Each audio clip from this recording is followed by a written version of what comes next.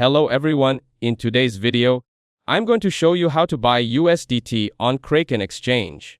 First, open the Kraken website and log into your account. Next, go to the Explore section on the left-hand side. In the search bar, type USDT and select it from the search results. Once on the USDT page, click on Buy. Then, make sure USDT is selected as the cryptocurrency you want to purchase. Now enter the amount you wish to buy. After that, choose your preferred payment method. Kraken allows options like bank transfer, card, or other methods, depending on your location. If your account is not yet verified, click on Get Verified to trade and follow the instructions to complete verification.